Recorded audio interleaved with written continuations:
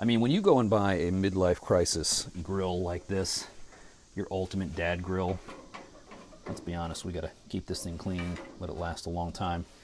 All right, today let's talk about something you don't want to neglect, and that is cleaning your grill. If you want to have consistent cooking temperatures, you got to clean, especially if you're like me and you use quite a bit of chicken with the skin or things that are going to make a lot of grease. You got to clean this out every now and again. We're going to clean this Weber Genesis, and I'm going to show you they've made it pretty easy to do. Just a few items today. One, wear some gloves. This is going to be a greasy mess. I've got some paper towels and just a really basic household cleaner. I'm not going to use any harsh chemicals. This is just kind of a basic clean out. So let's go ahead and get started.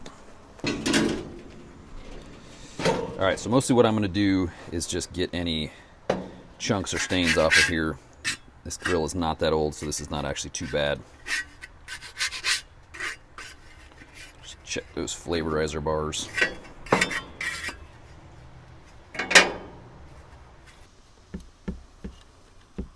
You don't want these parts catching on fire because then they're not going to last as long. Also, your cooking temperatures will be all out of whack if you get big grease fires on the bottom of your grill. Haven't had one yet on this Genesis. Obviously, we want to work top down because everything's going to end up there in the bottom. And we're going to clean that part out next. You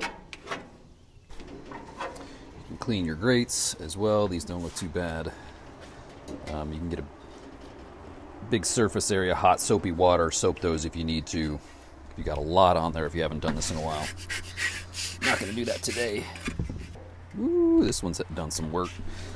Got some work over this one. And that is why I'm wearing gloves. Great. I use them for auto work too, changing oil, stuff like that. You don't want to be wearing grease around your hands, but hey, maybe that's the look you're going for. Greasy hands, go for it. Shout out to the Blackstone here. I love cooking on a Blackstone as well. You got to clean that kind of every time though, really. If you want a good comparison between Blackstone and this Weber, I made one just kind of going over why I thought with the Weber you get a little bit more of the best of both worlds. If you haven't tried grilling on cast iron, I would highly recommend you give it a shot. There's a lot of versatility. So with this Weber grill you get cast iron. They've got some options to do cast iron. If you get a lot of grease fires, it's just going to shorten the life of your grill because this part down here is not meant to just be the fires of Mordor flaming up all the time. If you've ever had a big grease fire in a grill, you know you can go from low to medium heat to all of a sudden it's 800 degrees in there because you've got a whole fire just raging down there. You don't want to do that. That is absolutely going to shorten the life of your grill. And let's not fool around. These Weber grills are not cheap. If you go with side burner and some of these accessories, I mean, you're probably talking with a 4-burner plus sear station, you're talking $1,400, $1,500. So that is something we want to last a long time. They do make some grill cleaners that you can use and kind of spray on there to help you get this grease stuff off. I'm a little leery about spraying chemicals under where I'm going to grill my kids' food. So now maybe you can disagree with me in the comments if you think that stuff is safe to use. But I think I'd rather have a stainy, splotchy bottom of my grill rather than be cooking directly over chemicals that I don't want to get in my food or my kids' food. Okay, so I think that is going to be good enough for our top level cleaning here. We've gotten all the chunks off.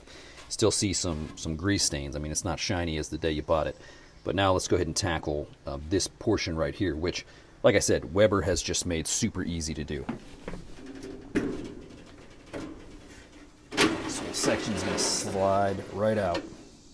And so now we can clean all that, scrape all that out, and then get that. We'll just throw that out. I got some extras down there. Lovely chunks. Like I said before, this is the main area where you're going to have those grease fires. You can keep this area from getting lots of grease and lots of buildup. You're really going to go a long way toward preventing those grease fires.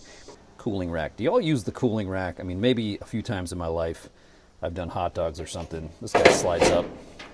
This thing's got a monster cooling rack. Now maybe you do fish up there. What are y'all using this thing for? You'll be much farther away from the heat. You could have almost more like an oven when you close that, get that heat up there, as opposed to being directly over the flames. But I don't know. I'm not using this thing a lot. Let me know if that's something you use frequently. This is also a replaceable part, these flavorizer bars. They're not cheap though, so you do not want to have to replace these bad boys. I guess there's probably not a part on this grill that is cheap. Maybe this plastic scraper that Weber sends you, maybe that one's cheap. Have to look that up and I'll post the price. Some of these replacement parts. Also, if you don't think you're going to use the side burner very much, don't get one. You'll save a few $100s. With a lot of these bigger grills, like these 4-burner plus sear zone grills, they come with the side burner, but they have some of the older models did not have it. You only midlife crisis grill once, hopefully. Okay, I think that's going to do it. So lots of grease, lots of paper towels. Let me know what you think. What would you do differently? If you want to see the comparison between Genesis and Blackstone, I will link to that here. Very happy with this grill. Cooks really well. I like having all that extra space